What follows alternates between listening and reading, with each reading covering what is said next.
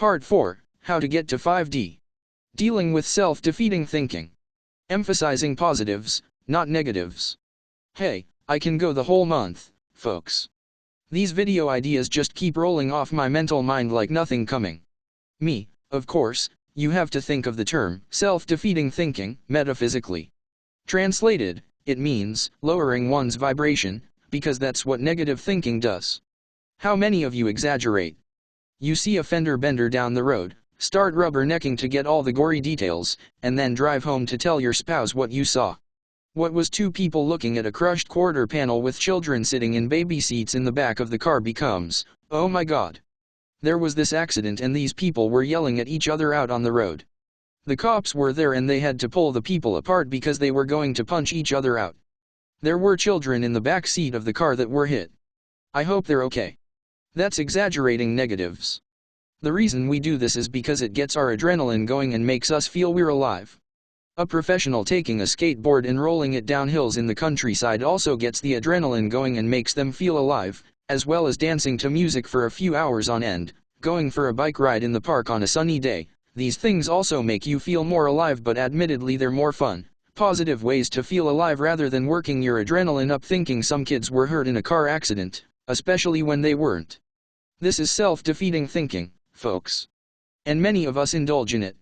You also really have to ask yourself why you need a hit of adrenaline in order to feel alive. What is it about your everyday life that makes you feel so dead, and what can you do to change it? Being dramatic is about what they call awfulizing, which is the need to make your life exciting to yourself and other people. You could be an adrenaline junkie, and the reason for this is because if you were raised like I was, you lived off of adrenaline living with parents who were scary. You become used to this, and I realized that I am still very inclined to continue to attract people into my life who reminded me of my parents and were scary to be around. There's a solution to this too, which we'll speak about later. What you need to do is learn to love peace and quiet, and I've done this. People in the Matrix don't learn to appreciate peace and quiet, in other words the state of being that you can hear your intuition and your guides and angels through, because the Matrix doesn't want you to. So you are living in a busy, hurry-up world, cramming far too much into your day so that you can feel the stress that you've come to associate with being normal. Change your normal. Your adrenals will thank you. I see people drinking energy drinks now. Why do you need energy drinks? You are energy. You don't need caffeine highs and lows produced through smoking pot. Your body naturally defaults to a balance of it in your mind, and it's this you have to learn to do rather than do your daily uppers and downers to help get you through a crazy, stressed out lifestyle. It's not for no reason we live this way in the Western world. They want us to be stressed out because that is when a human is at its most ineffective. If you're at your most ineffective working your stressed out job and you can still manage to do everything in a day that you do, imagine if you were chill, balanced and centered and hearing your intuition. You'd be magnanimous, and you are. Start emphasizing the positives. If you see something beautiful, admire it. If there's a beautiful sunset, go and sit and watch it for a few minutes. Play with your puppy who's always ready to love you. Make a baby laugh. Sit by the water and listen to the birds. Plant some beautiful flowers and spend time admiring the perfection of nature. Stop and notice the wonderful things. Stop ignoring them, now start making note of them. Drive by the mall with its plastic signs of yellow, green, orange, and all its drive-thrus and parking lots. Leave the ugliness of our plastic cities behind and go out on the highway. Drive to the lake or the ocean and sit and watch the ducks for an hour. Watch how relaxed you become.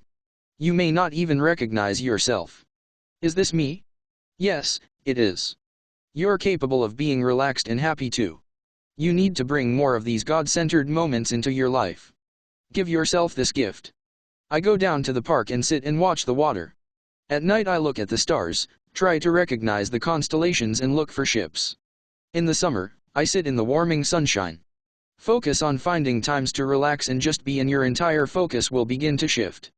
At first, it may take work because you don't want to change. You're used to feeling overwhelmed, stressed out and cranky. You're used to expecting life to blow up around you day in and day out. This is low vibrational thinking. To raise your frequency, focus on relaxing. It works. If you're the active type, buy a mountain bike, get a skateboard or rollerblades and go out and enjoy the feeling of the wind in your face. There are so many ways to enjoy just a few minutes of your day, Yet I know so many people who just sit in the house, especially now that we've been locked down so often, and just sit in front of the tube. That's the worst way to spend your day. Go out and garden. Take the dog for a walk, drive out in the country and find a nice spot to sit and drink a latte. Go to the beach, a nice beach that's not crowded. Emphasize the positives in your life and your life will become more positive. Emphasize what you think is wrong with it and it'll continue to bug you. Be ready to make whatever changes are necessary to keep your vibe high. If something is a problem for you, admit it, and make appropriate changes. The problem with living on Earth now is you've learned to focus on the negative. Yes, that's right. You heard me. You've not only learned to focus on it, you've learned to create it as well. So now you change your focus to accentuating the positive and minimizing the negatives. Make a list of the 5 things that bug you most about your life right now. Because these are the things that are holding you back from a higher frequency, maybe even 5D frequency. Work on changing these 5 things to either make them more tolerable or relinquishing them altogether. IVO, may I suggest one you have a lot of difficulty with, my love? Me, yes. LOL, I do. IVO, and that is being detached. You have a lot of difficulty detaching from others because you are of unity consciousness. People who are capable of detaching easily from others see themselves as separate from others, but the empathy who is of unity consciousness knows that you are all one and feels it within their heart. So other people's problems tend to become your problems. You are getting better with allowing others to live their own creations, though. Your neighbors you help out financially when they are in lockdown or unable to work, but for the rest you allow them to deal with their own home and to learn how to run it efficiently.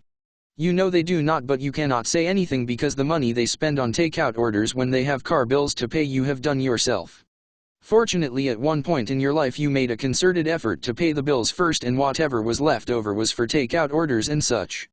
Many people, especially victims who feel they are hard done by, will indulge in extravagances that help them to block hurt and pain, the hurt and pain of life on earth, but this is not abundance. This is the pain of scarcity thinking. There is always guilt involved, such as, I should not do this but I am going to treat myself. If you examine this closely, you see the masochistic thinking behind short-term alleviation of pain through indulgence.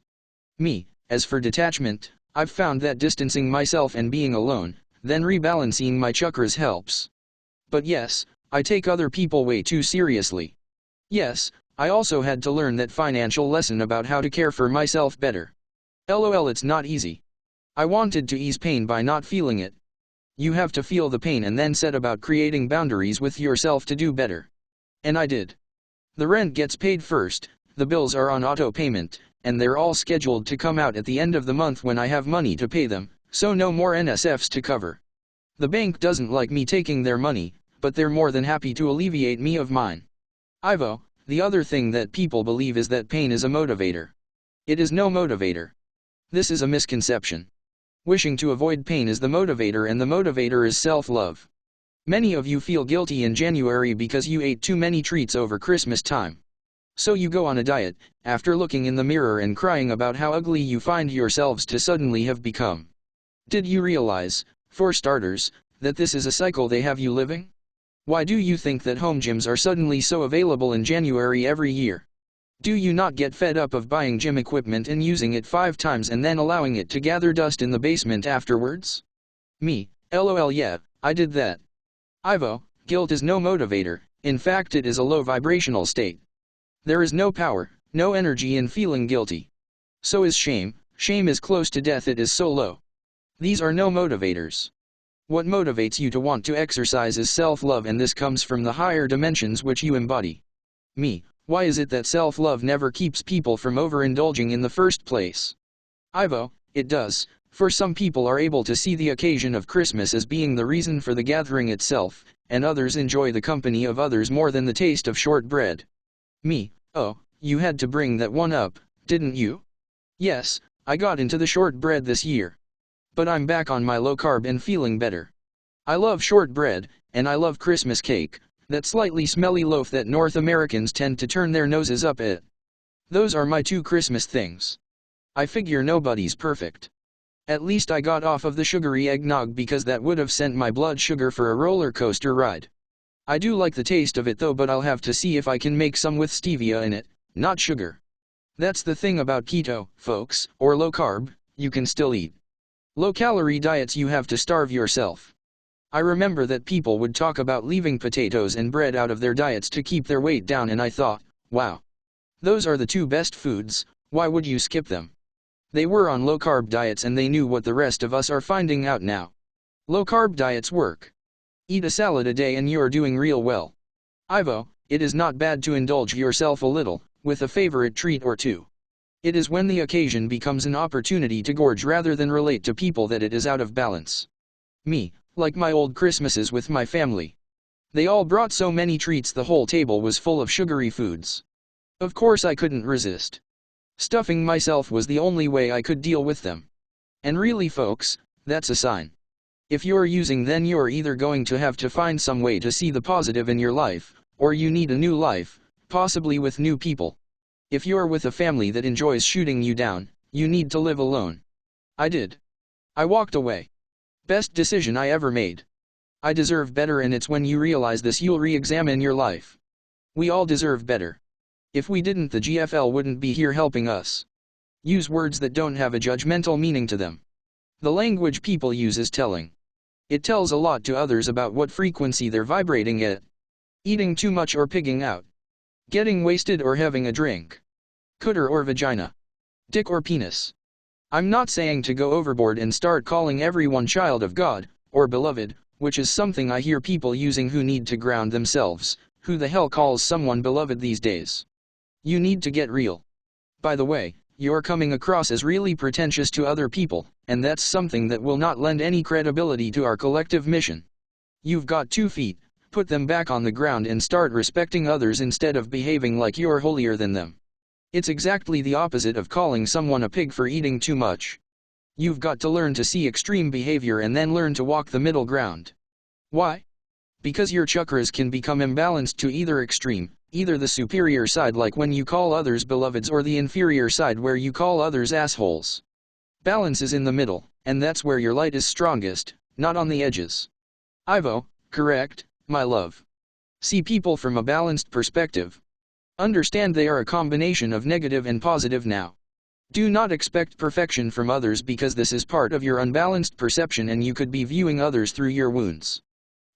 Yes, the wounds, the negative auric energies that are clumped up, obscuring your positive view of life. And the attachments that are connected to the holes in your auric field, sucking away your energy and prompting you to be nasty.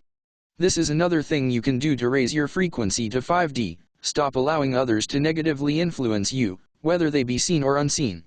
IVO, and this is another point we have made, about good energetic maintenance. I'll link the articles we're written in here so people can read them. Rebalancing Chakras daily can help you to see things from a more balanced perspective. When the energies in the chakras are out of balance, then your outlook is out of balance.